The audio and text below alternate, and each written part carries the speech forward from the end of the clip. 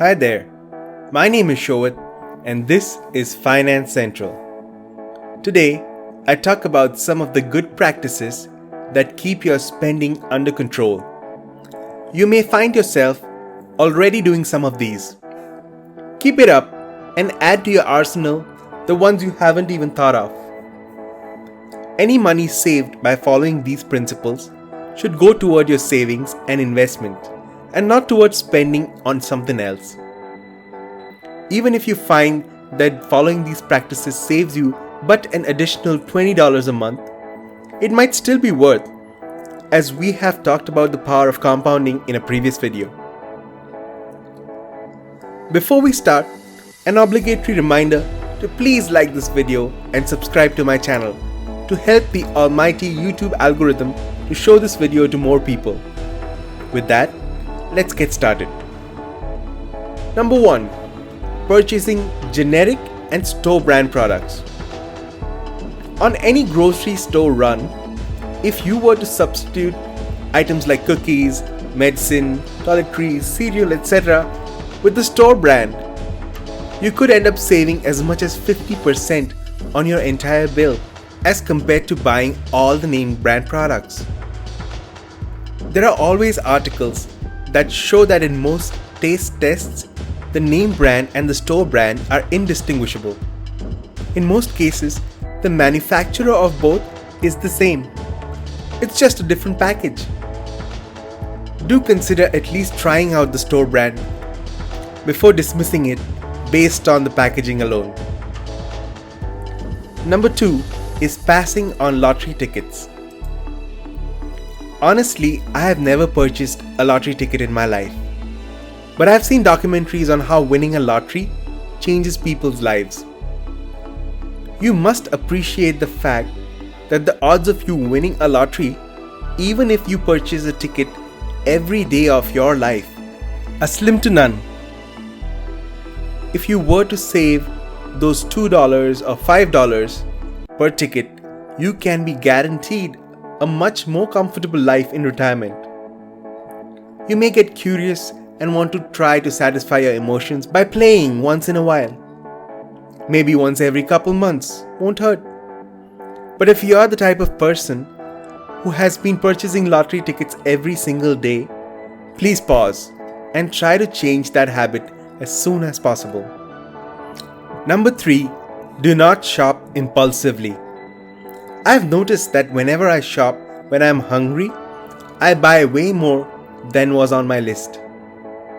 I crave all the stuff that is bad for me, and my brain doesn't work properly around all those tempting packages. Same applies to shopping at a mall or even when you're up at night on an e-commerce app. It has become so easy to buy things these days. You do not even have the time to deter yourself from when the thought of wanting something enters your brain to when you have clicked on confirm purchase. The universe is conspiring against you to make you let go of your money as quickly as possible. Only a conscious effort from you will help, especially if you are prone to impulse purchases. Make a list of the items that you need before you enter a store. Stick to the budget. Spend time researching high-ticket items like cars, laptops, phones, etc. to make an informed decision. Number 4 is buying too many apps. There are many paid apps that are essential, that make your life better and provide you with the value that they are priced at, or even more. But far too many of these paid apps do not do that. And it is getting increasingly harder to identify them, even after reading all the reviews. If an app has a trial version, try that first to see if it is worth the full price. If it has a free alternative, search for it. Try not to purchase the same software or piece of media on different platforms and pay multiple times for the same thing. In case of games on a console, go for a physical copy because it might have a resale value. Number 5, use an in-network ATM.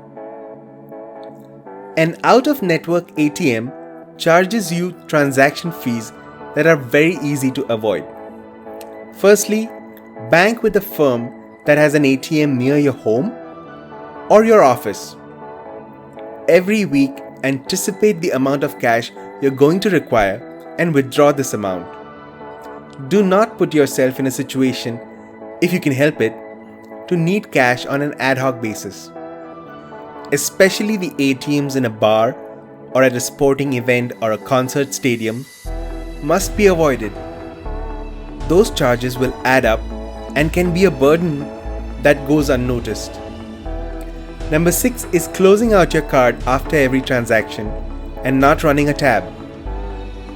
If you frequently visit a bar where the bartender asks if you wish to run a tab, always choose to pay for each order. In this way, you can keep track of how much you have spent that evening. Ask for receipts if you do not get transaction updates on your phone. Always go with the spending limit in mind and try to stick to it, no matter how drunk you get. If you go with friends or colleagues, ask them for help so you do not exceed your spending limit. Number 7. Stop auto payments on subscription services.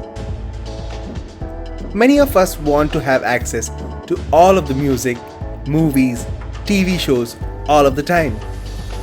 But unless we actually have the time to consume the entirety of media till date and keep up with the amount of new content being released every single day, there is no point in paying for access to all of it. Understand how much time you spend consuming this media every month and then rotate through the different subscription services. Try Netflix one month, Hulu the next, Disney Plus the month after, and you will be able to watch all of your favorite shows and reduce your monthly subscription bill all at the same time. Number 8. Shop around for a phone plan. There are companies like AT&T and Verizon who have worked hard to put together the current infrastructure to give us a network for mobile phones.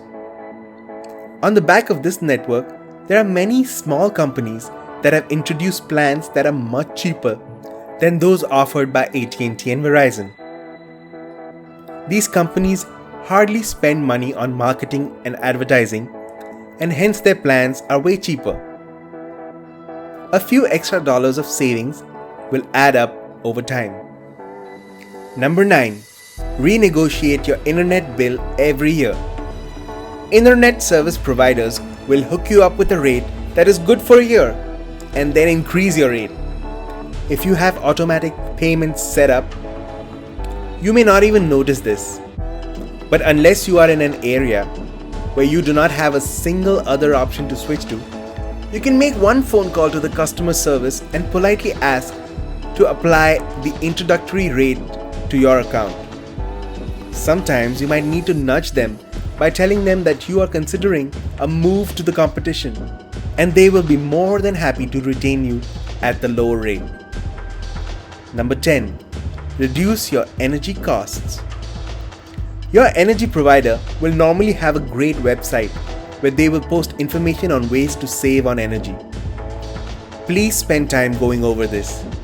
They might also have plans that will allow you to access lower rates if you were to use energy during non-peak hours. It does not take too much to change a few habits around when you do your laundry or iron your clothes to be able to save a few bucks every month. Let's quickly recap all of the 10 ways to spend less.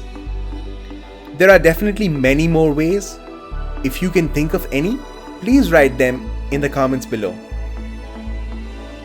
It does not take too much of an effort to make these small changes in your life to be able to save anywhere between $20 and $100 extra every month. After a few months, these become the default, and you do not even have to think about them as a change. That is all from me for now. I hope you learned something new. I will see you in the next one. Goodbye and have a wonderful day.